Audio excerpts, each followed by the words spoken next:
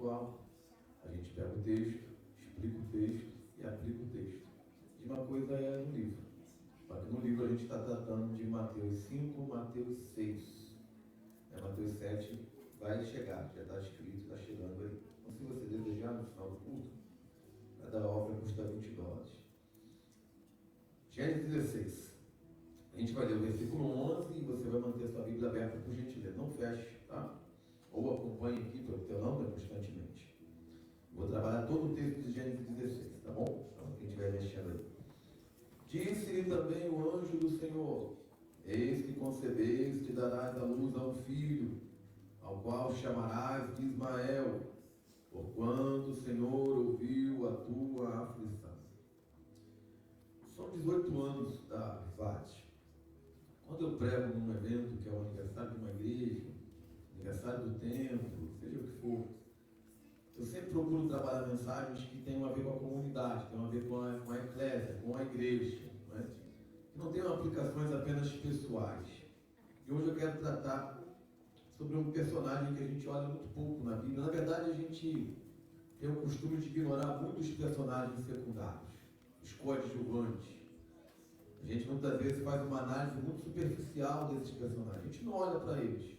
A gente sempre está olhando para Moisés, Davi, Sansão, Paulo, Pedro, Josué, e por aí vai. Abraão, Sara. A gente vai olhar para Agar, né? Para essa mãe. O nome dessa mensagem é As Dores de Agar. E quando eu falar de Agar aqui, eu quero falar daquilo que Sara queria gerar, daquilo que Agar a princípio não pensava em gerar. Eu quero falar sobre coisas que Deus quer gerar na nossa vida e também sobre maternidade espiritual, paternidade espiritual. Pois bem, quando eu li esse versículo aqui e comecei a pensar sobre a vida de Agar, eu perguntei a mim, né? Quando é que Agar surge no texto bíblico? E aí eu fui para a concordância bíblica, coloquei o nome de Agar e vi que aparece no capítulo 16 mesmo, versículo 1. Ora, Sarai, mulher de Abraão, não lhe dava filhos. Primeiro personagem, Sarai. Primeira característica, era estéril. E tinha uma serva egípcia, cujo nome era Agar. Assim, o autor introduz a personagem. Primeiro, serva. Segundo, egípcia. Terceiro, ela é Agar, o nome. Diferente de Sarai. Primeiro o nome, depois de quem ela é mulher, depois a condição dela. Nada disso é por acaso. Ele sabe muito bem o que ele está fazendo, como ele está estruturando. Sara, primeiro nome. Agar, primeira condição. Sara, serva. Mulher de Abraão, egípcia. Ou seja, não tem marido, a Agar. Ela é uma mulher egípcia. E o nome é Agar. É a primeira vez que aparece. Mas isso não responde a pergunta. Da onde Agar sai? Agar aparece na casa de Abraão assim, do nada? Um belo dia, Abraão acorda e tem uma serva egípcia lá. Não é assim. Então a gente vai olhar para trás, voltar, perguntar. Aí eu me lembrei que houve uma fome na terra e que Abraão desceu ao Egito. Lá no Egito, você sabe a história. O faraó se encanta com Sarai, Abraão omite, mente, mas a história não é contada como tinha que ser. O faraó traz Sarai para o seu palácio, Deus fala com o faraó, e o faraó devolve Sarai. Só que nesse meio inteirinho de tempo, que a Bíblia não diz quanto tempo é exatamente, o faraó dá a Abraão vacas, jumentos, animais, servos e servas. Quando Abraão sai do Egito, ele sai rico. Toda a história de Abraão é um tipo da história de Israel no Egito. Quando Israel vai olhar para a história de Abraão, eles vão entender o que Deus vai fazer com eles. Tem uma fome, Abraão vai para o Egito. Por causa da fome, José é levantado no Egito. Por causa da fome, o povo de Israel vai para o Egito, anos depois. Então a história de Abraão é um protótipo do que vai acontecer. Quando o povo está lendo a história, eles estão vendo, Deus vai fazer com a gente o que fez com o nosso pai. Foi para o Egito por causa da fome, foi enriquecido. Lembra dos despojos que o povo vai pegar quando vai sair? E depois ele sai do Egito. É a mesma história. Abraão representa o povo. Ok? Então já sei aonde Sara aparece. Sara aparece no Egito. ela é dada como serva ou a Abraão ou a Sarai, e a partir dali, quando Abraão vai embora, leva Agar. Então já tem aqui um determinado tempo que Agar convive com essa família, já uns 10 anos aqui. E a Agar, ela tem uma dor. Qual a dor de Agar? Ela é uma serva. Serva na Bíblia é um eufemismo. O que é um eufemismo? É uma maneira de suavizar as coisas. Por exemplo, Lázaro dorme. Aí os discípulos estão, mas se ele dorme, deixa ele dormir. Está cansado. Aí Jesus precisa clarear. Não, ele morreu. Servo é escravo. Servo não é empregado.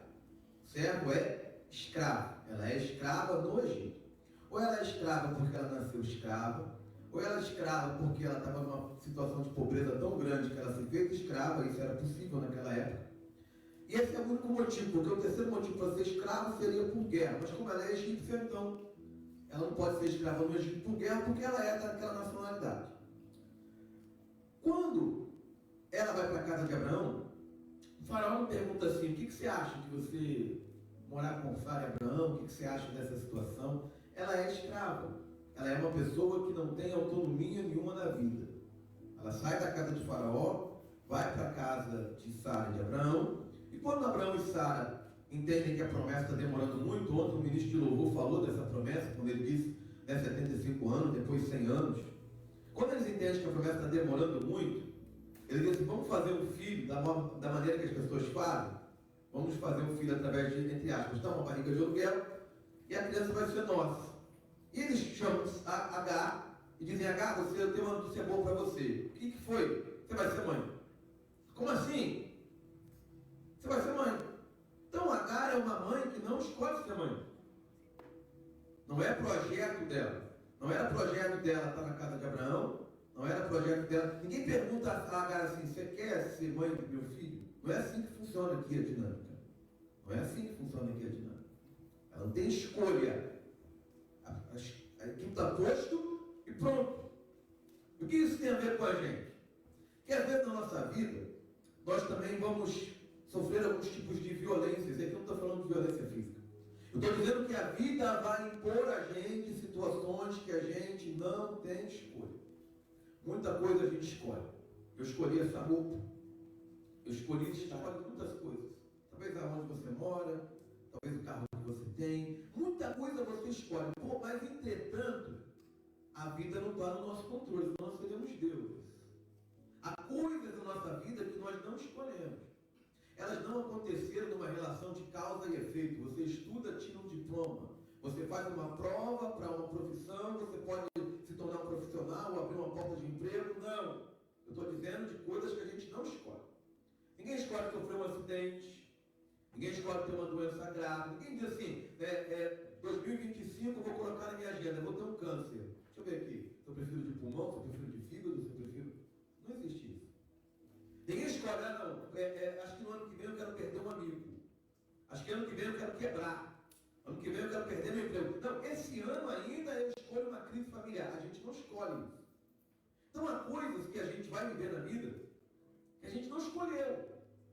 Você vai às vezes olhar para a tua vida e dizer: isso aqui não encaixa na minha vida. Não encaixa na forma que eu queria a minha vida.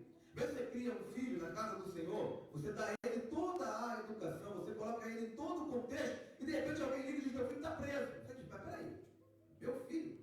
Não pode ser. Tem alguma coisa errada. Pega a ficha de novo. Não, tem alguma coisa errada.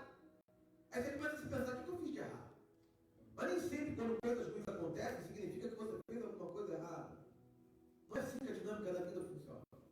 Muitas das vezes nós vivemos com... O que a Agar fez para ser escrava? O que ela fez para não ter opção? Imagine que ela não podia dizer: não, é porque eu gosto de fulano, eu ainda não casei com ele, mas a gente está flertando, eu estou orando para ver se eu caso. Não! Ela é imposta a uma situação. E muitas vezes a vida impõe situações sobre a gente. Sara também tem uma dor. Qual é? Ela também não tem escolha em certas áreas da vida. Porque aqui não tem a ver só com questão social, porque uma é serva e outra é senhora. Lógico, as imposições vão ser diferentes. Mas a Sara, ela quer ter filhos. Mas ela não pode ter. E o texto diz claramente: o Senhor a impediu de gerar. Não lhe dava filhos. Versículo 2: o Senhor me tem impedido de dar luz. A serva pode, mas eu não posso. Então a Sara também não tinha determinadas escolhas. E o que a gente faz quando estamos em situações em que a gente não tem escolha? A gente é paciente, suporta e se mantém fiel a Deus. Há momentos em que você não tem nada a fazer senão viver aquilo que a vida te impõe a viver naquele momento. Eu não estou falando de uma passividade tola, eu não estou falando de uma acomodação tola. O que eu estou dizendo é que há momentos em que o que Abraão podia fazer efetivamente para ser pai? Nada. O que Sara podia fazer efetivamente? Eu não estou falando no campo da disciplina espiritual. Eu não estou falando de orar, de jejuar, de ter fé. O que ele podia? Não tinha remédio, não tinha médico, não tinha nada. Era apenas esperar e ser fiel a Deus. Então, quando a gente vive situações em que a gente não tem escolhas, em que a gente não escolheu, o que a gente tem que fazer? Apenas confiar no Deus que está no controle da nossa vida. Onde eu estava falando sobre ação e não ação, e eu acabei não aprofundando a questão. Quando você faz uma ação, há um momento em que você precisa esperar o processo da coisa. Aqui nos Estados Unidos as pessoas usam muito aquelas cafeteiras que você bota ali, a caneca e sai o café. Mas vamos pensar no contexto de quem esquenta a água no fogão, ok? Você botou água para esquentar no fogão. Há alguma coisa que você pode fazer além de esperar o tempo da evolução, se você botou no fogo máximo? Não. Se você pegar a colher e ficar mexendo, a água vai esquentar mais rápido? Não. Como é que você pode fazer a água esquentar mais rápido? Você pode tirar um pouco da quantidade de água, mas aí não vai ter a quantidade de café que você queria. Você acelera o processo, mas aquilo não vai ser mais como era antes. Se é café para 2 pessoas, vai ser café para uma pessoa só. Dependendo do que você fizer, você vai atrapalhar o processo. E é a mesma coisa na vida. Às vezes a gente quer agir aonde não é para agir. A gente tem que ter sabedoria na hora que é para agir e na hora que é para deixar Deus agir. Mas a gente fica ansioso, a gente quer botar a mão no processo, a gente quer fazer a coisa acontecer. E não é assim que a vida funciona. As duas não tinham escolhas. O texto vai dizer então que Sara vai ter uma ideia. Vamos ter um filho por meio de H? Ok? Versículo 3. Abraão esteve com H.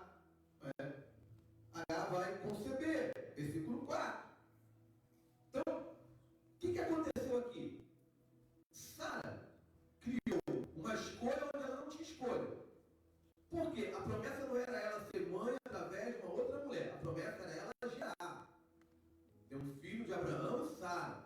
Então ela está fazendo uma escolha num contexto onde ela não tem escolha. Lembra de quando eu falei do braço da carne? Ela está trabalhando de forma carnal em algo que é espiritual.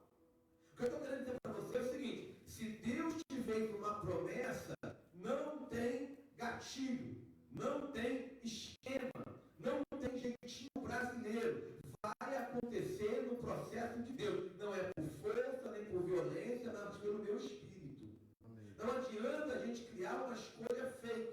Não adianta a gente inventar uma garra e trazer e dizer: se Deus não está fazendo, eu vou fazer. Você pode até fazer, eu vou fazer. Você pode até fazer, mas não é a promessa de Deus. Fazer um filho qualquer um faz, mas fazer um filho debaixo de promessa de uma mulher estéril, aí tem que ser milagre. Então eu preciso ter consciência. Eu quero viver aquilo que Deus prometeu. Eu quero viver a promessa de Deus, ou eu quero viver algo como todo mundo vive? Porque não foi isso que Deus deu a Abraão. Ele disse: vocês vão gerar. E às vezes quando a gente quer fazer as coisas acontecerem, a gente faz acontecer coisas que Deus não queria que acontecesse. A gente faz acontecer coisas que não vão nos satisfazer. Porque eles vão ter filho através de H, mas não vai resolver o problema. Então a gente tem que tomar cuidado para que a gente não faça coisas porque o nosso coração está ansioso, porque a gente quer ver acontecer, porque está demorando muito tempo. E no final, quando você faz, você diz: mas não era isso. Mas é claro que não era. Você sabia que não era. Mas você tentou se convencer de que aquilo servia, mas não serve. O O filho da carne não toma o lugar do filho da promessa. É o que Paulo vai dizer depois lá na frente. Um emprego é um emprego. Uma porta que Deus abre é outra coisa. Um negócio é um negócio. Qualquer um pode abrir um negócio. Um negócio que Deus prometeu é outra coisa. É outra coisa. É diferente. Tem um outro mecanismo, outra forma de agir. E o texto diz que ela concebeu. E quando a gente concebe coisas, quando a gente quer conceber coisas, e aquilo que Deus prometeu para Abraão e para Sara, não era um projeto particular. E aqui eu quero começar a falar de gerar, de maternidade, de paternidade. Todas as vezes que Deus te faz uma promessa, mesmo que seja extremamente pessoal, que seja você te legalizar, ou que seja você ganhar um bem, ou que seja uma conquista, seja o que for, nunca é só sobre você. Nunca é. Todas as vezes que Deus faz algo na nossa vida, ou promete algo na nossa vida, tem a ver também com o reino. Tem a ver também com propósito. Tem a ver também com vida espiritual. Nunca é a bênção por si mesma. Nunca é o carro pelo carro, a casa pela casa, ou a questão pela questão. Não, nunca é o milagre pelo milagre. É algo que Deus coloca na sua vida para que reverbere, para que amplifique o filho de Abraão. Não era só o filho de Abraão, porque nós também somos filhos de Abraão. Nós não seríamos filhos de Abraão através de Ismael, porque tinha que ser pela fé e não pela carne. Abraão não tinha essa consciência exata, apesar de Deus ter dito: em ti serão benditas todas as famílias da terra, mas ele não compreendia que aquele filho dele era muito mais do que ele ser pai. E às vezes a gente não entende que aquilo que Deus faz na nossa vida é muito além da gente. Tem a ver com seus filhos, com os seus netos, com os seus vizinhos, com a sua igreja, com o país que você está. É muito mais do que sobre você. Eu me lembro quando eu não fui criado na igreja, meu avô era pastor, meus pais que desviaram, eu era muito menino, muito jovem mesmo, neném. Quando eu soube que meu avô estava doente, eu fui visitar ele. Ele era um homem forte, não é exatamente, é um sarará, não sei como é que chama agora, né? Isso, exatamente isso aí. Exatamente isso. E eu cheguei no hospital e ele tinha tido leucemia. E ele estava muito debilitado. Ele nem conseguia falar direito. Aí ele chamou eu, meu irmão. Eu não era crente. Eu era alguém que era intelectualmente kardecista. Nunca frequentei mesa branca. Mas eu já tinha lido todos os livros de Kardec. Eu sabia o que era karma, o que era reencarnação. Aquilo para mim fazia um sentido absurdo. Se Deus não tivesse me alcançado, provavelmente eu seria um escritor de livro desse tipo. E daí me facilitar, porque eu não mando meu nome é André Luiz, né? Tem um André Luiz lá famoso, enfim, entrega livros, né? Segundo eles. Pois bem, e meu avô me chamou, eu não conseguia entender o que ele falava, eu falava com ele. E ele colocou a mão na minha cabeça, na mão da cabeça do meu irmão. E ele fez mais ou menos como os patriarcas da Bíblia, ele começou a orar. Eu não tenho a menor ideia do que ele falou. A menor ideia. Entendi nada. Eu saí dali, fui embora. 2 anos depois eu passei em frente a uma igreja que ele tinha sido pastor, não pastor da igreja, mas tinha sido pastor em Jardim América. Eu senti uma vontade de entrar, entrei. Anos depois, quando eu estava no ministério já, o Senhor falou comigo: lembra de quando você foi visitar o seu avô? Eu disse: lembro, Senhor. Então, ele disse: naquele dia o seu avô orou pela tua salvação e orou para que Deus te levantasse. Ou seja, o que eu faço hoje tem muita ligação com quem foi o meu avô, sem eu ter convivido muito com o meu avô. O que eu estou querendo dizer para você é o seguinte: as coisas que você faz estão muito além do que você imagina. Muito além. Então, Deus está te chamando para gerar não apenas o que é seu. O teu filho não é só seu, ele é do reino. Os teus bens não são só seus. O teu tempo não é só seu. A tua saúde não é só sua. Tudo que você tem é do Senhor e para o Senhor e para a glória do Senhor, porque tudo é dele, por ele e para ele. Aleluia. É isso que a Bíblia diz. E ela concebe Agar. E o texto diz que ela vai desprezar a sua senhora. Eu não sei qual é a dinâmica exata que aconteceu. Logicamente que Agar vai errar. O texto diz que ela comete um erro. Mas a gente não sabe a dinâmica. Ela tinha sido colocada agora como concubina. Eu não sei qual foi o acordo exato. Talvez ela imaginasse que ela estaria numa situação melhor de status e ela não mudou. Talvez ela achou, agora não preciso mais lavar, não preciso mais passar, agora eu vou ficar mais tranquila. Talvez não aconteceu. Talvez ela superdimensionou a coisa, talvez Sara não cumpriu o que prometeu, talvez Agar não quisesse dar acesso ao menino, mas houve um conflito entre elas. E o texto diz que Agar vai afligir, Sara vai afligir Agar. O que Sara fez? Ela trouxe para a vida dela alguém para fazer aquilo que Deus tinha que fazer. Ela trouxe Agar como a solução para o problema. Ela colocou Agar dentro da dor dela. Agar já era uma mulher com dores. Sara é uma mulher com dores. E aí as pessoas, quando elas têm dores e elas se encontram, das duas uma, ou elas vão ajudar no processo da cura um do outro, ou elas vão se adoecer mais ainda. É isso que acontece. E aí quando a Sara traz Agar para a dor dela, elas que estavam muito bem, que eram porque ela não escolheu ela à toa, tinha várias servas lá. Por que ela escolheu? Porque ela tinha uma confiança, um bom relacionamento, mas ela está sem direção de Deus. Às vezes a gente tem conflito, não é por causa das pessoas, é por causa da direção. Às vezes um amigo é um bom amigo, mas você colocou ele num contexto onde não era a direção de Deus, não vai dar certo. Às vezes a pessoa é um bom profissional, mas você fez uma sociedade, fez uma coisa, fez alguma coisa que não tinha direção de Deus, não vai dar certo. Então não são apenas as relações, mas é a direção de Deus. Ela coloca aquela mulher na dor dela. Não coloque dentro da tua dor pessoas que Deus não te direcionou. Não traga para os seus dilemas, para os seus problemas, para as suas angústias, para as suas complexidades, pessoas que Deus não direcionou. Porque senão você vai ser adoecido pela pessoa e você vai adoecer ela também.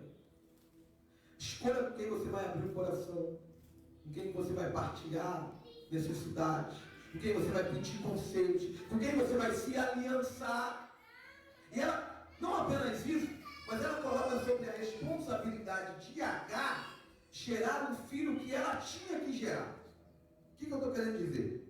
Que quando a gente está com dores, a gente muitas das vezes quer colocar sobre a responsabilidade do outro aquilo que é a nossa parte.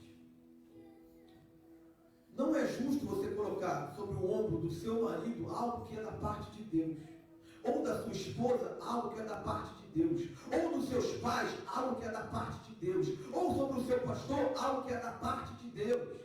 Muitas vezes a gente coloca a expectativa das pessoas sobre algo que é para Deus fazer. Agar pode ser boa gente, Agar pode poder ter filhos, mas Agar não pode gerar aquilo que Deus disse que ia gerar em mim.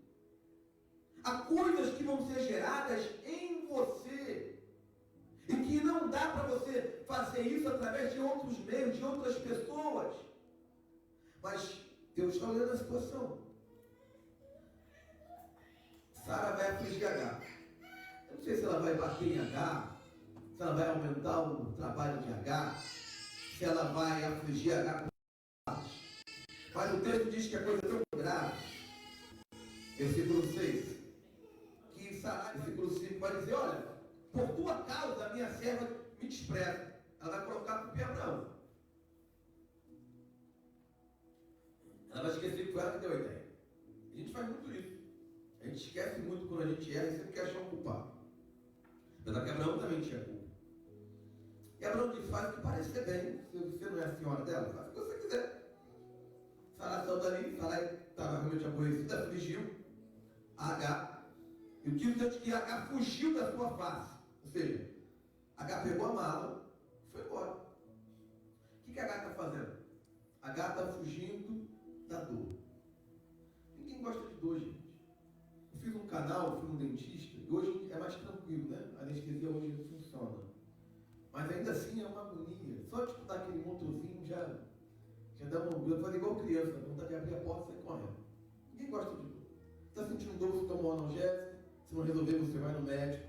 E muitas vezes, dor é qualquer tipo de desconforto na vida. Quando a gente está desconfortável, a gente quer fugir daquela situação. A gente quer fazer cessar a dor. E muitas vezes a gente não toma as melhores decisões. Quando ela foi afligida, ela simplesmente fugiu. Mas nem sempre fugir é a direção de Deus. Às vezes é. Como assim? Mas fala para a Bíblia. Herodes mandou matar as crianças. O anjo apareceu e disse: fica, José, que eu vou guardar a casa. Fica, José, que eu estou contigo. Não, pega a menina, pega a sua esposa, pega o menino e desce para o Egito. Mais um tipo, sempre descendo para o Egito. Abraão desceu, o povo desceu, Jesus desceu. Fica lá um período, depois você volta. Então há momentos em que Deus te tira de um lugar, te tira de uma situação, te tira de algo, te coloca em outro lugar, te esconde e diz: agora tu volta. O tempo mudou, o contexto mudou, e eu vou te abençoar. Então fugir, não é que sempre fugir é errado, não. Nem sempre fugir é coisa de covarde, não. Às vezes fugir é direção de Deus. Às vezes fugir é direção de Deus. Mas nem sempre. Então a questão não é fugir, a questão é: eu perguntei a Deus o que é para fazer, ou eu estou agindo só porque eu estou sentindo dores?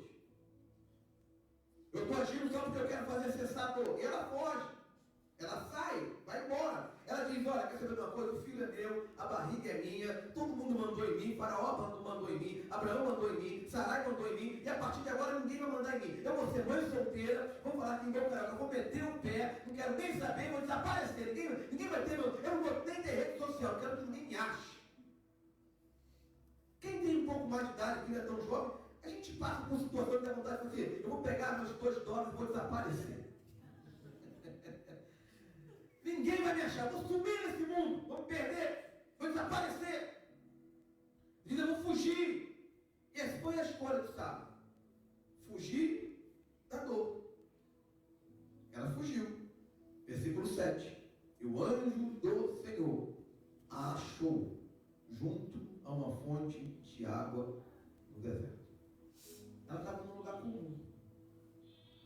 Fonte de água no deserto é um lugar onde as pessoas vão parar para encher o odre, para poder se refrescar, para poder tomar banho. Ela estava num lugar fácil. Mas Abraão não achou Agar. Sarai não achou Agar. Se eles mandaram servos atrás dela, não acharam Agar. Mas o anjo do Senhor achou Agar junto a uma fonte de água. Quando você foge sem direção de Deus, Deus te acha. Se fizeres a tua cama no mais profundo do abismo, lá ele está. Se fizeres a tua cama acima das estrelas, lá ele está. Se você fugir do seu ministério, Deus te acha. Eu me lembro da minha mãe, eu já liguei para ela, Dia das Mães. Ela passou muito tempo desviada. Minha mãe, ela tem um ministério voltado para aconselhamento e visão, né? Visão, revelação. E ela desviada, às vezes ela estava na fila do banco, e alguém chegava perto dela assim, que ela nunca tinha visto. Começava a bater papo, daqui a pouco a pessoa estava chorando, contando a vida toda. E ela dizia: Senhor, eu estou dando conta além de mim. Ou seja, aonde ela ia, aquilo encontrava ela. E às vezes a gente foge de propósito de Deus, a gente foge de situações, mas eu quero dizer para você: o Senhor te acha.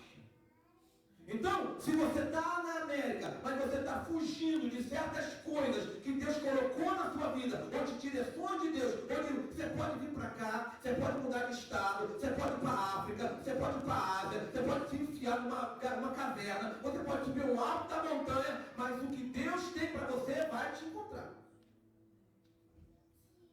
Os teus parentes podem não achar, as pessoas que te amam podem não te encontrar, mas o Senhor tem o teu GPS, Ele te acha. Ele te acha. Achou ela junto à fonte no caminho de sul. O que é o caminho de sul? Quando você vai procurar a arqueologia bíblica, a geografia bíblica, uns vão dizer que era uma região, outros que era uma cidade aldeia. Mas todo mundo vai dizer que é de montanhas, de um lado ou do outro. Então é aquele caminho que é, entre aspas, murado. Ou seja, você tem montanha de um lado, montanha do outro. Então imagine isso. É um caminho de proteção. Agar está procurando proteção. Ora, mas só isso é uma metáfora muito fraca para apoiar o ponto da pregação. Mas o caminho de sul, quando você olha no mapa, ele é de frente ao Egito. Agar era egípcia. Agar está fugindo. Ela tem um roteiro. O que ela está fazendo? Ela está voltando ao Egito. Por que ela está voltando ao Egito? Porque é aquilo que ela conhece. Quando a gente está passando dores, a gente tem a tendência de querer voltar às coisas antigas, mesmo que não tenham sido muito boas. Mas a gente diz, o Egito eu conheço. Eu conheço a língua do Egito, eu conheço as pessoas no Egito, eu conheço o que é ser serva no Egito, eu vou voltar ao Egito. Talvez você está aqui, o seu momento na América não está muito bom, mas você sabe que foi um propósito de Deus te colocar aqui. Mas como você está com dores, você fica, eu acho que eu vou voltar. A questão não é voltar ou não, a questão é aonde Deus quer você. Isso que é o ponto. Não é onde você está, o ponto é aonde Deus te quer. Porque se Deus te quer aqui, não adianta você fugir. Permanece onde Deus te colocou. A gente quer voltar aos caminhos antigos, onde a gente encontra sentido, encontra paz, encontra tranquilidade. Ela diz, eu vou voltar para o Egito. Porque está doendo. Eu quero encontrar tranquilidade. E o anjo acha ela. E ela está dizendo, eu vou voltar. Eu não vim para cá por minha conta. Eu não queria essa situação. E às vezes a gente quer voltar de caminhos, de estradas, porque a gente não está mais suportando aqui. Aqui o texto diz. O anjo fala com ela e disse, Agar, serva de Sarai, de onde vens? Para onde vais? O que o anjo disse? Agar, serva de Sarai, de onde vens? Para onde vais? Um substantivo e um adjetivo. Agar, substantivo. Serva, adjetivo. Agar tinha brigado com Sara. Agar está com ódio de Sara. Agar está com raiva de Sara. Ela fugiu porque ela disse, eu não quero mais olhar para a cara dessa cloaca. Eu não quero ver essa maldita. Eu não quero olhar para a cara dela. Ela era minha amiga, mas agora ela é minha adversária. Eu vou embora e ela nunca mais vai olhar na minha cara. Aí o anjo acha ela na fonte. Aí o anjo diz, Agar. Ela diz, oh meu Deus, agora vai vir a vitória. Agora vem a bênção. Agora Deus vai arrebentar para a boca do balão. Agora Deus vai me honrar. Aí a primeira coisa que o anjo diz, serva de Sarai. Porque quando Deus me acha, no momento que eu estou fugindo do propósito, da vontade dele, do querer dele, ele não vai dizer, avança. Ele não vai dizer, vai adiante. Ele sempre vai dizer, volta. Serva de Sarai. Tudo que Agar não queria ouvir era o nome de Sarai. Quando Deus fala conosco, muitas das vezes ele vai dizer tudo aquilo que a gente não quer ouvir. Que a gente está fugindo, que a gente está correndo, que a gente acha que não é para a gente. Serva de Sarai. Aí ela diz, não acredito. Quando diz isso, ela já sabia qual era o restante. Ela já sabia.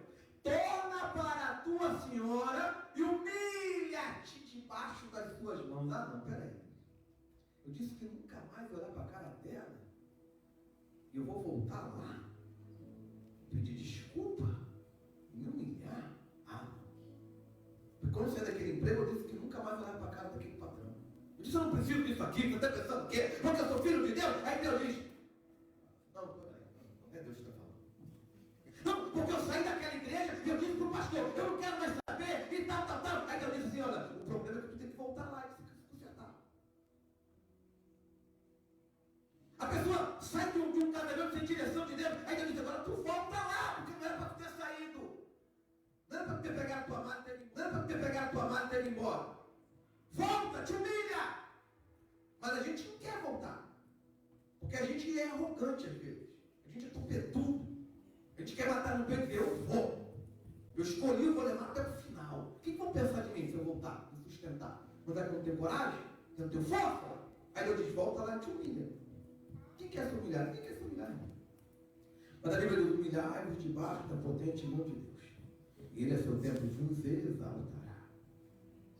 Porque quando Deus nos humilha, não é para nos machucar, não é igual o homem, que humilha porque acha que é superior, que humilha porque é arrogante. Não, quando Deus nos humilha, é porque Ele quer nos ensinar. Humilhai-vos debaixo da mão dele, e no seu tempo ele vai exaltar. Então, às vezes, a vitória está em a gente se humilhar. O que eu digo se humilhar? Ou seja, é dizer assim, eu errei. Eu estou em direção de Deus. Eu não perguntei ao Senhor. Eu vou voltar. Eu não vou voltar porque é bom. Eu não vou voltar porque me agrada. Eu vou voltar porque o Senhor disse que eu preciso voltar. Volta e te humilha debaixo das mãos dela. Disse-lhe mais o anjo: multiplicarei sobre maneira a tua descendência, que não será contada, por numerosa que será. Oh, meu irmão, quando Deus manda Agar voltar, não é porque Deus está tomando partido. O que Deus vai fazer toda essa narrativa aqui é tentar consertar para todo mundo. Deus não está dizendo assim, volta porque você é uma egípcia qualquer, e você está meio Deus para cá, Deus para lá, não sabe se me serve, e eu quero mais aqui Agar. Não, não é nada disso. Volta, Agar. Te humilha. Por quê? Porque agora você vai ter uma promessa. Sarai não tinha diretamente uma promessa. Deus tinha falado com Abraão. A promessa sobre Sara era uma promessa indireta. Ela fazia parte, ela era da esposa dele, ela ia ter a promessa. Mas a segunda mulher que tem uma promessa direta da boca de Deus é Agar. A primeira é Eva e a segunda é Agar. Ou seja, está doendo? Volta para o lugar da dor, mas você não vai voltar sem nada na mão. Você vai voltar com um filho e agora você tem uma promessa. Quando Agar trouxe Sara para dentro da dor dela, ela trouxe Sara para dentro da promessa dela, mas não exatamente a mesma promessa.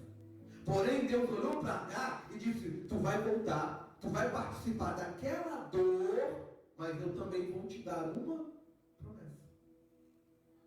O que eu estou querendo dizer agora nesse ponto? Que quando a gente participa de dores com a direção de Deus, como vai acontecer aqui, a gente participa das promessas. Quando a gente vai gerar filhos na fé, vai gerar pessoas, vai alcançar almas, muitas das vezes é um processo. Paulo vai dizer: eu sinto dores de parto por vocês, porque vocês não nascem. Mas quando você participa dessas dores, você também participa da promessa. Agora você tem uma promessa. Se Agar tivesse conseguido fugir e tivesse chegado no Egito, qual seria a situação de Agar no Egito? Continuaria sendo escrava. Uma vez escrava, assim, ela já era escrava no Egito. Ela ia chegar lá e ia ser uma escrava, mãe solteira, filho sem pai. O que Ismael ia ser? Um egípcio escravo. Então, por que Deus mandou ela voltar? Porque no Egito, ela não ia poder gerar a promessa que só seria gerada na casa de Abraão. Quando você foge da dor para ficar confortável, para ficar bonitinho, para ficar cheirosinho, você pode estar tirando a tua promessa do lugar onde Deus quer gerar ela. O que eu estou querendo dizer é que às vezes Deus quer que você fique num lugar desconfortável. Deus quer que você fique num lugar que te machuca. Deus quer que você fique num lugar que te magoa. Deus quer que você fique num lugar que te incomoda. Por quê? Porque é nesse lugar que Ismael precisa nascer. O que o anjo vai dizer? A mão dele vai ser forte, a mão dele vai ser contra tudo, ele vai ser um camarada forte. Mas por quê? O ambiente que ele nasce é um ambiente de conflito.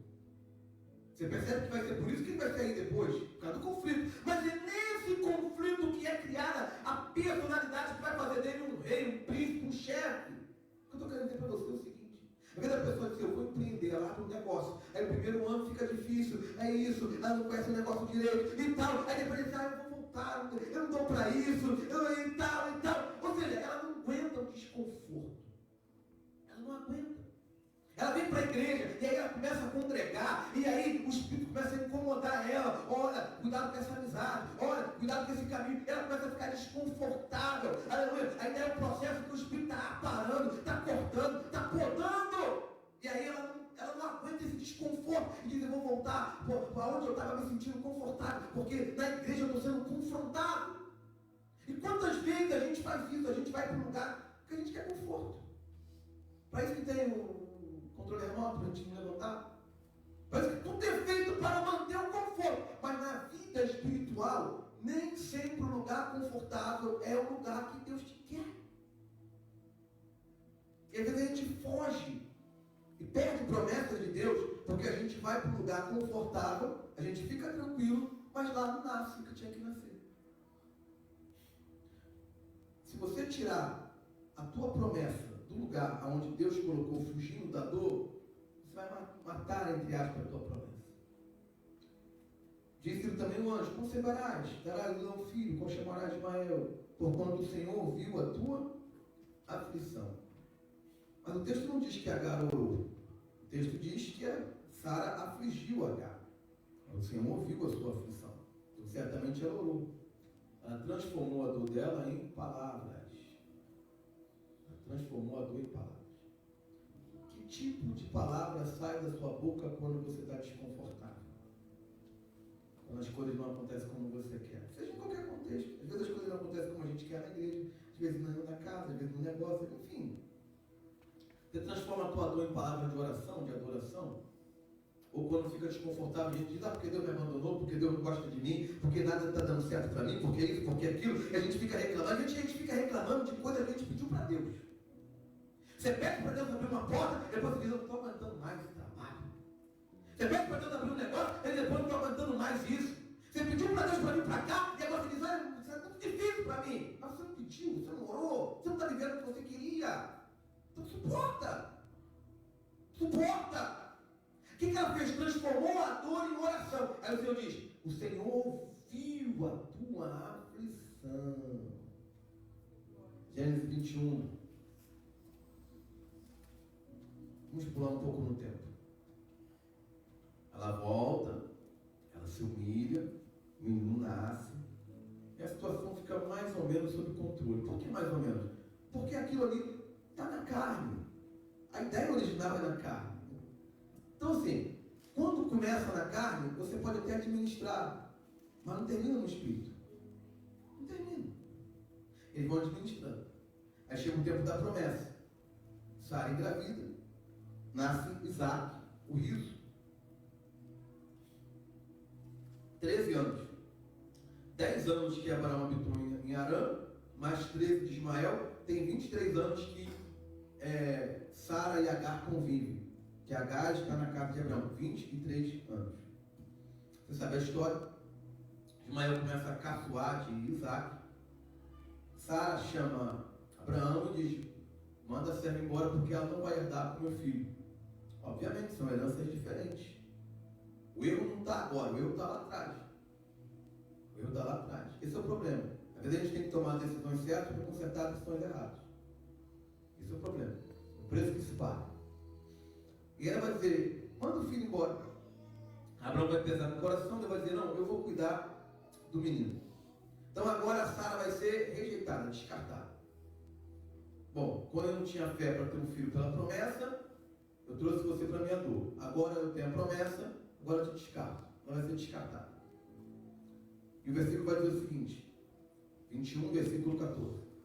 Então se levantou Abraão pela manhã de madrugada, e tomou pão e um odre de água, e os deu a Agar, pondo o seu ombro. Também deu ao menino, despediu-o. Então ela partiu andando errante no deserto de Berseba. Agar está de novo no deserto. Na primeira vez, ela tinha um destino. Ela está indo para o Egito. Na segunda vez, ela está errante. Porque na primeira vez, ela teve tempo de se preparar. Ela brigou com Sara, ela fugiu, mas não significa que ela fugiu no primeiro dia. Ela pensou: o que eu vou fazer? Porque quando você foge, você pensa. Na segunda vez, ela é mandada embora. Agora ela está andando sem destino. Ela não tem destino, ela está andando errante, sem saber para onde vai. Versículo 15. E consumida a água do odre, lançou o menino debaixo de uma das árvores. A água acabou. É uma mãe com um filho adolescente no deserto. A água acaba. O menino começa a desidratar. Começa a ficar convalescente. Ela olha para aquele garoto e diz: eu vou perder meu filho. Tudo que ela tem na vida é aquilo ali. Ela é serva, é escrava, ela não teve marido, porque Abraão não foi marido dela. ela não teve outros filhos, ela não tem, ela só tem aquele garoto. E agora ela está vendo aquilo que ela tem morrer diante dos olhos dela. Então, imagine o desespero daquela mulher. Ela pega o menino, coloca debaixo de uma árvore e diz, versículo 16, eu vou assentar à distância de um tiro do ar, porque eu não quero nem ver esse garoto morrer. Eu não quero nem ver ele morrer. Esse é o contexto que ela está aqui. Mas, lá atrás, Agar não queria sair da casa de Sara? Queria. Ok. Versículo 17. E ouviu Deus a voz do menino, e bradou o anjo de Deus a Agar desde os céus, e disse-lhes, que tens, Agar? Na primeira vez, ela está junto a uma fonte. O anjo fala com ela. Na segunda vez, ela está debaixo de uma árvore. O anjo fala com ela. Mas se você comparar as duas narrativas, tem uma coisa diferente. Na primeira narrativa, o anjo diz, que tens, Agar, serva de Sara? Para onde vens? Para onde vais? Qual é o teu caminho? Ela nem responde para onde ela vai. Ela só diz de onde ela vem. Eu venho de Sarai, minha serva, minha senhora que me oprimiu. Quando você está fugindo, não importa para onde você está indo muito. A questão é sair onde você está. Depois você pensa. Quando o anjo volta, o anjo diz, vou ler de novo o versículo, que tens, Agar? Não tem mais serva de Sara. Que tens, Agar. Ou seja, agora, você não é serva de Sarai. Você está exatamente no lugar aonde você queria estar. Às vezes, Deus vai realizar propósito na nossa vida de uma maneira que é difícil compreender. Ele vai te colocar exatamente no lugar que você queria estar. Porém, as circunstâncias são tão adversas que aquilo te magoa e te machuca. Agora ele não chama essa mulher de serva de Sarai. Ele chama ela de Agar apenas. Só que lá atrás, ela fugiu. Ela não queria ficar. Agora não, agora ela já está estabelecida. Está tudo bem. Aí Abraão e Sarai diz, agora tu vai embora. E é assim que Deus faz com a gente. Muitas das vezes, para Deus trabalhar na nossa vida, Ele tem que nos frustrar e nos decepcionar. Quando você diz, eu vou, Ele diz, volta. Quando você diz, nunca mais eu volto, Ele diz, volta. Quando você diz, eu quero ficar, agora eu estou tranquilo, estou estabelecido, está tudo certo, aí Deus diz, agora tu vai. Porque o anjo não disse, volta, porque não, o anjo disse, segue. Então, muitas das vezes, a resposta de Deus vai ser uma resposta para nos contrariar, mas que vai nos abençoar. Se Ele está dizendo para você voltar, volta. Mas se Ele está dizendo para você avançar, avança. Obedece a voz do Senhor. Quando acabou a água, ela ficou desesperada. E é normal. É normal. Você está no deserto, acaba a água, você pensa, vou morrer, meu filho vai morrer.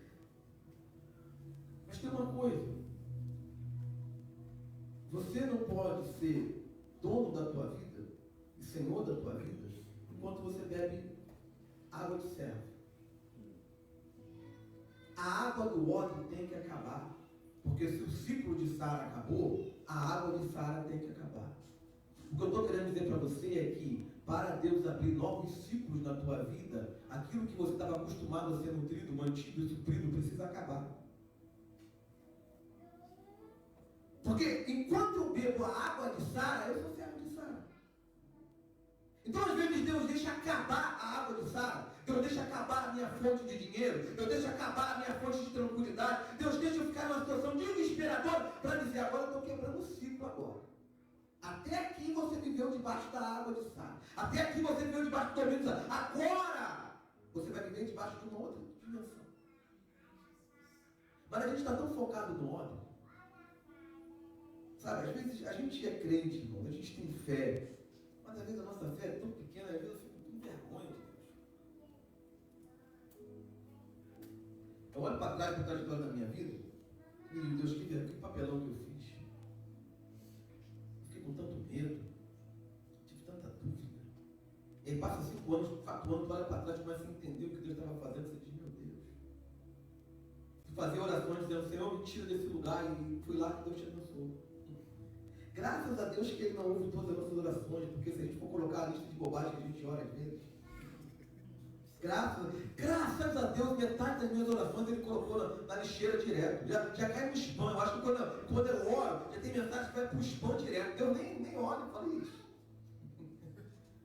Mas se eu ouvir o André, eu vou estragar o que eu tenho para fazer na vida dele. E aí a água do odre acaba. Né? Porque quando você está no odre, está vendo sobre medida. Essa garrafa aqui tem uma medida aqui. Pode ser 280 ml, alguma coisa desse tipo.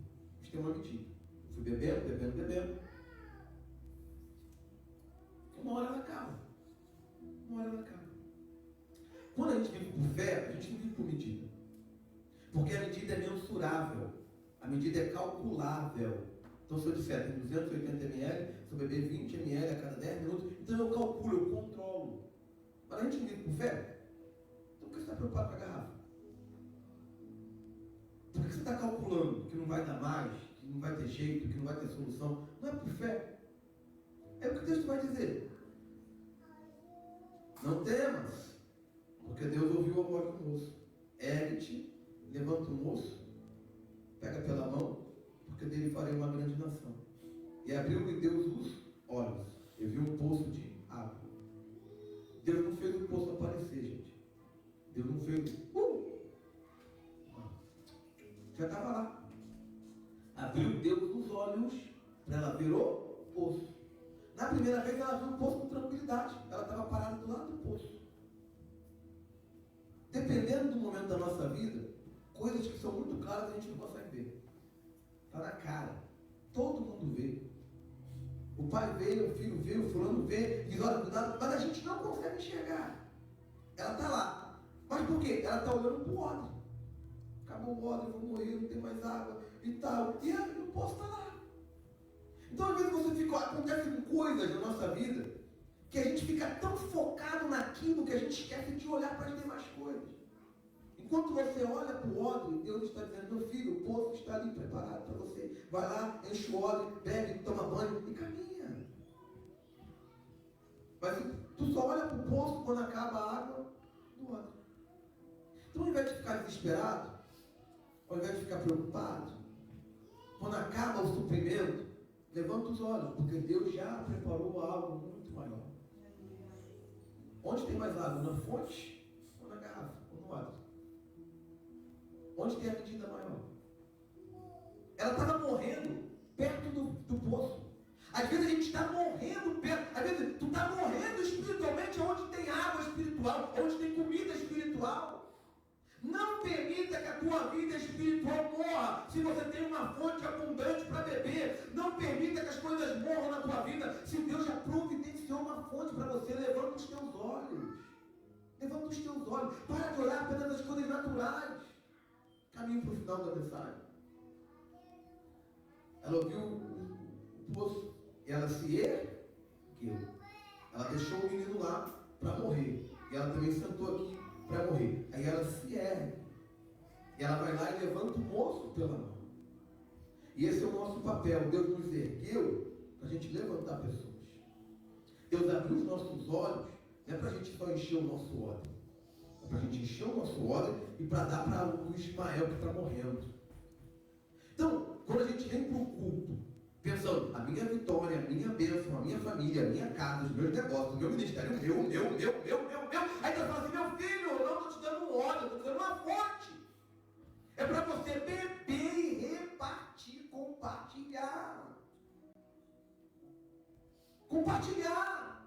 Fala com o teu amigo do trabalho, vem para a igreja. Fala com a tua família, vem para a igreja. Fala para as pessoas que estão atrás. Olha, eu tenho vivido coisas extraordinárias. E eu quero que você chegue lá e pegue aquela água que tem naquele poço ali. Porque a água tem muita. Mas Jesus diz, aquele que beber da água que eu lhe der, fará nele uma fonte, que vai jorrar pela vida eterna. Então, quando eu encho meu óleo, deixo Ismael morrendo e vou caminhando, eu peco. Se você enche o teu óleo, se a tua vida é abençoada, e você vive aqui apenas para você, sem esse olhar evangelístico, sem esse esse olhar missionário, sem esse olhar por almas, a gente peca. Se ter medo, você pode entregar. Quanto mais oração você entrega, mais palavra vem. Quanto mais poder você... Não tem mentira. Deus dá o Espírito sem medida. Levanta o menino. Que eu falei dele uma grande nação. E ela foi, encheu o odre, bebeu e deu ao menino. E aqui encerra o texto. 2 versículos. E era Deus com o moço, que cresceu e habitou no deserto, tornando-se flecheiro. Aonde Ismael habitou? No deserto. Aonde Agar estava andando errante no deserto. Aonde Agar colocou o menino para morrer? No deserto. Aonde Ismael habitou? No deserto. Quando Agar colocou Ismael lá, ela pensou, ali é o cemitério dele. Ele vai ser enterrado ali, vai passar alguém, vai abrir uma cova, vai colocar uma cruz, naquele tempo não tinha cruz, né? Mas vai colocar um dizer ali e pronto. E aí foi onde ele habitou, e aonde ele cresceu. Quando você está debaixo da direção de Deus, os lugares aonde você pensa que você vai ser enterrado, é aonde Deus faz você crescer e habitar. Alguém diz, olha Ismael desfalecido embaixo da árvore, e diz, coitado, na volta, quando eu voltar aqui, ele morreu. Quando ele volta muito, vai ter um cemitério aqui, vai ter um túmulo aqui. Quando volta muito tempo depois, Ismael é senhor de toda aquela terra. O que eu estou querendo dizer para você é que nesse momento mais de crise da vida é quando Deus mais está trabalhando.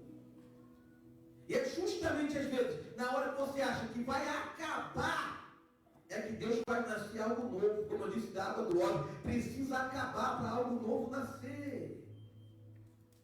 E habitou no deserto, tornando-se flecheiro. O que Ismael se tornou? Flecheiro. O que flecheiro faz? Atira com arco. Atira o quê? Atira flecha. O texto diz que a mãe de Ismael, Agar, lançou o menino debaixo da árvore. É assim que está o verbo. Lançou. Lançou. Não diz que colocou. Diz que pôs. Diz que lançou. Okay. Quando você vai calcular a distância de um tiro de arco, na Bíblia, você precisa considerar que momento histórico é. Porque você sabe bem, o arco vai mudar com o tempo. Depende de quem atira, depende do material, depende de várias coisas. Mas um tiro de arco naquela época aí equivalia a mais ou menos 125 metros. Então ela colocou o menino ali debaixo da árvore. Ela foi andando 25, 50, 75, 100, 125 metros. Ismael está ali desidratado, ele está vendo borrado. Sabe quando você está vendo, está quase desmaiando? Ele vê a mãe andando a distância exata. E ele diz, eu nunca mais vou ver minha mãe. Aqui eu vou morrer. Eu nunca mais vou ver meu pai. A promessa de Deus tinha dito para minha mãe que me faria uma poderosa nação. Deus tinha dito que ia multiplicar a descendência. E a descendência da minha mãe vai morrer aqui. Vai morrer ela, vai morrer eu. Aquela distância que a mãe dele foi calculando, ficou na mente dele, com uma memória fotográfica. 25, 50, 75, 100, 125. O anjo fala com Agar. Aí ele vê a mãe se levantar. Ele viu a mãe indo. Agora ele vê a mãe voltando. 125, 100, 75, 50, 25, 0. Ou seja, a distância que ele viu a mãe caminhar, que era no caminho de morte, ela caminha de volta em esperança. Levanta ele e diz, viu o poço, bebe, porque a gente vai viver. O que eu estou querendo dizer? Toda aquela distância que era um caminho de morte, de destruição, Ismael se tornou flecheiro. Ele dominou todo o caminho, que era um caminho de desgraça. Cada metro, cada passo. Quando Deus está na vida da gente, a gente está cheio do Espírito. Cada experiência negativa, cada porta fechada, cada ingratidão, cada traição, cada dia que a gente chora, cada dia que a gente sente saudade, cada dia de solidão, cada dia desse, Deus faz a gente dominar. Do mesmo jeito que tu vê a flecha aí, tu vê a flecha voltar. E nessa noite a flecha do Senhor já saiu do arco do Senhor. E é uma flecha de vitória, uma flecha de livramento, uma flecha de bênção, uma flecha de graça, uma flecha de poder. E ela vai te alcançar, meu irmão. E a flecha de Deus não erra. Aleluia. Ela entra no profundo do coração. Ela arrebenta as entranhas. Mas ela não te mata. Ela te dá vida. Aleluia. E quando o texto acaba, diz que Agar vai lá no Egito e busca uma mulher para Ismael. Agar era do Egito. Ela não queria ir para o Egito fugir. Deus disse: volta. É agora que ela está grande. Deus diz: agora tu vai. Ou seja, há um momento exato de coisas acontecerem.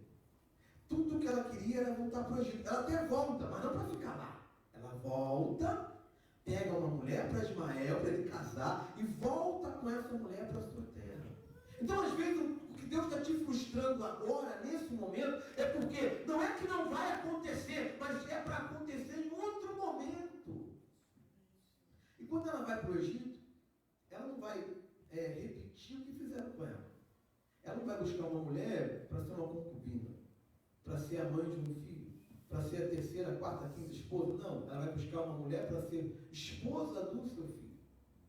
Então, quando Deus faz essas experiências na nossa vida, e faz como ele fez com Agar, e a gente volta para o Egito, não faça com as pessoas aquilo que fizeram com você. Não é porque foi duro com você que você tem que endurecer para todo mundo. Não, porque quando eu era empregado, meu chefe me humilhava. Ele falava assim, ele me tratava assim. É quando a gente é chefe, não, aqui para tu crescer tem que ralar porque eu sofri muito. Não! Foi com você, pega essa experiência e foram duros com você, seja médico. Foram avarentos com você, seja generoso. Inverte a polaridade. Anda como um filho de Deus. Ela voltou no Egito. E quando olharam para ela, essa aí não era Agar serva, mas agora ela é Agar, mãe de Israel. Ela é Agar, rainha de uma grande nação. E ela teve que buscar uma mulher para o seu filho. E aí, o texto vai encerrar com Ismael, a promessa de Ismael sendo cumprida. Ou seja, Agar vai viver uma grande bênção daquilo que ela não escolheu.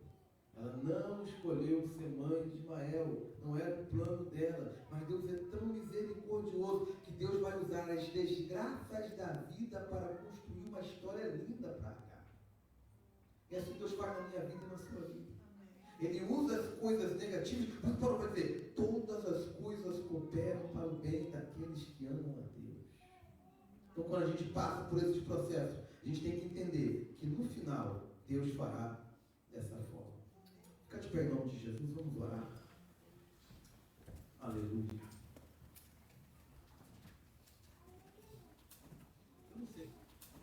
Eu não sei em que ponto você está. Eu não sei se você está no ponto de não ter escolhas. Eu não sei se você está no ponto de ser aflito. Eu não sei se você está no ponto de estar querendo fugir, de estar querendo ir embora, de estar querendo desistir, seja do que for. Desistir do casamento, desistir do ministério, desistir da médica. Eu não sei em que ponto você está. Eu não sei se você já está no deserto, com um caminho, eu tenho um caminho na mente, vou fazer isso, vou fazer aquilo. Eu não sei se o anjo já falou para você voltar. Eu não sei se você já está no segundo ponto, onde a água volta. Eu não sei em que ponto da vida de Agar você está hoje. Mas eu quero dizer para você com certeza, que assim como Deus trabalhou na vida de Agar, Deus trabalha na nossa vida. Naquilo que Deus falou com você na mensagem, eu vou estar orando. Eu quero que você ore. Fala, Senhor, eu entendi que nesses pontos da mensagem o Senhor falou comigo. E assim como Agar transformou a dor dela em palavras, transformou os desejos dela em palavras, que você transforme em palavras diante do altar. E entenda que o Senhor ouve a tua aflição. Senhor, meu Deus e meu Pai, essa manhã nós estamos aqui como igreja. A VAD está fazendo 18 anos. A VAD também teve seus momentos de deserto. A VAD também teve seus momentos de caminhada. E o Senhor tem sustentado essa igreja até aqui, meu Pai. Aleluia. Quando faltou água do odre, o Senhor abriu fonte. Glória a Deus. Quando vieram momentos de dificuldade, eu disse, avança a igreja. E hoje eu estou aqui intercedendo por essas pessoas que estão aqui pelo teu povo. Ô Espírito Santo, que a gente desistir daquilo que o Senhor nos deu. Não deixa a gente recuar do teu propósito. Não deixa a gente tirar a promessa do lugar onde ela tem que crescer.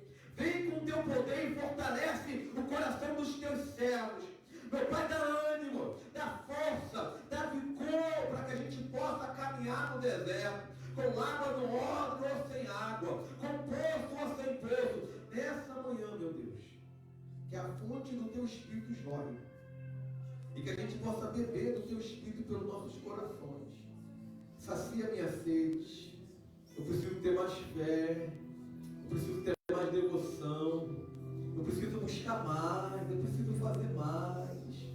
Às vezes eu fico com medo quando a água do odre acaba, quando o recurso acaba, quando o tempo acaba. Oh Deus, ajuda a minha falta de fé, ajuda a minha incredulidade. Senhor, abre os nossos olhos para enxergar o poço que o Senhor colocou diante de nós. Nos dá fé para levantar Ismael, não apenas para nos erguer, mas para levantar aqueles que estão ao nosso lado, meu Pai. Faz de cada um uma pessoa que ergue uma nação. Há uma nação dentro de você, há um projeto dentro de você, há um propósito dentro de você. Deus está gerando algo poderoso através da tua vida. Não é uma gravidez indesejada, não é apenas uma gravidez violenta, não é algo que as pessoas colocaram sobre você, mas é um projeto que Deus trouxe para a minha vida e para a sua vida. Oh, Senhor querido, tem misericórdia de nós e nos ajuda. Oh, meu Pai, sara as nossas dores. Não nos deixe quietos, faz a gente fugir do processo, faz a gente sair do caminho. Eu não quero voltar para o Egito, a não ser que seja a tua direção.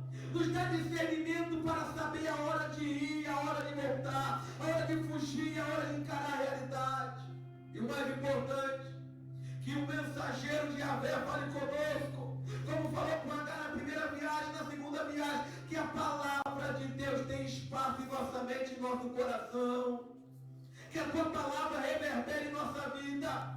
Oh, meu Pai, que eu possa sempre ouvir a tua palavra nas crises da vida, ou nas vitórias da vida. Que Deus possa abrir os teus ouvidos sempre para você ouvir a palavra, o mensageiro do Senhor. É na palavra que a gente tem direção. É na palavra que a gente tem encorajamento. Eu quero te agradecer, meu Deus. Te agradecer. Porque alguém pode olhar e dizer, não tem escolha, não tem projeto, está à deriva da vida. Mas quem está ancorado na esperança do Filho de Deus não está à deriva, não está ao sabor das marés. Nos ajuda.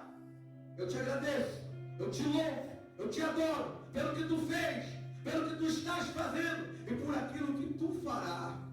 Agradeça a Deus, louve a Deus, adore a Deus, porque o que está acontecendo agora que tu não entende, tu entenderás depois. Se você crê nisso, por favor, aplauda ao Senhor Jesus.